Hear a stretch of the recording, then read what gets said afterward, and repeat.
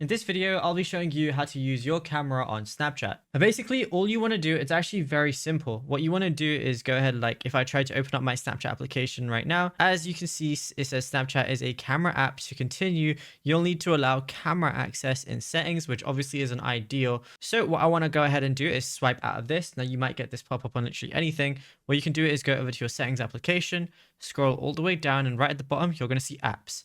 Over here, go ahead and find Snapchat. If you don't want to scroll through all your different apps, you can just search it.